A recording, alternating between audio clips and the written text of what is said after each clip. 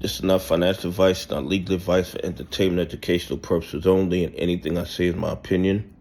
Please don't make any financial decision based on anything I say in these videos. Listen, a lot of retail investors see opportunities in companies that are private that they want to get into before the company goes public.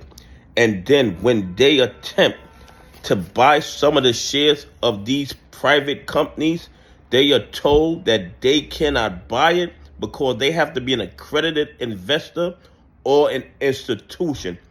It is absolutely crazy to me. It does not protect retail investors, in my opinion, and this is just my opinion. It just keeps the real good investments for the 1%ers. They want to make sure that we don't get in before they do. They want to make sure that we don't make life-changing money.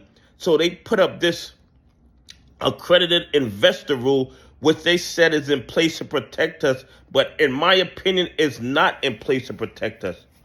The accredited investor rule is meant to keep us out of the good plays while they are still cheap, okay? And that is just my opinion.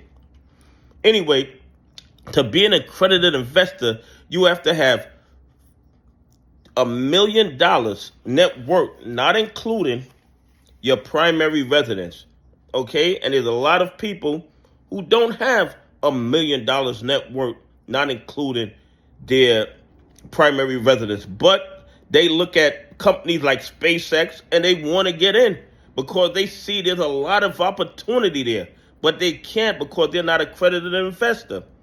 And you also can become an accredited investor if you're making over $200,000 a year. So if you're making $180,000 and you have $800,000 net worth, you cannot invest in any of these companies before they go public. It is absolutely crazy. I don't think it protects retail investors. I think it's just another tool that they use to keep us out of the big plays while they are still cheap. Let me tell you guys something. There are other ways to get around these rules. If you have a Series 7, you don't have, that would qualify you as an accredited investor, and you'll be able to buy these companies before they go IPO. But to get your Series 7, you have to be sponsored by one of these companies, one of these brokers. But there is another way around it.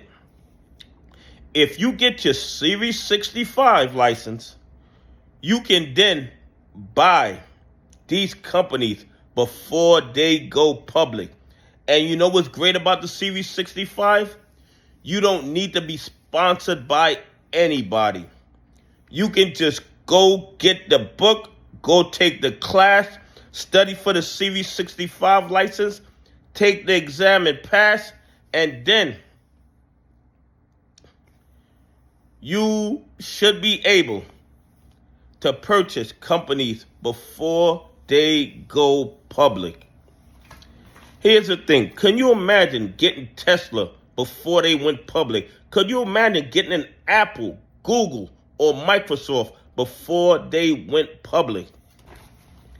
These are investments that they don't want us in. They don't want the 99% investing in these companies before they go public because they don't want us financially independent. But like anything else, I tell you guys, do your own DD, do your own research, and find out what's required to be an accredited investor, whether it's a Series 7, whether it's a Series 65, whether it's $200,000 a year, whether it's $1 million net worth. You have to do your own DD, do your own research, and then decide what's best for you and your investment style.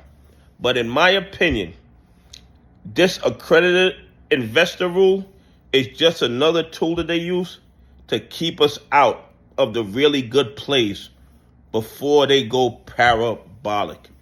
Anyway, have a great day. God bless. And I appreciate y'all on this journey with me.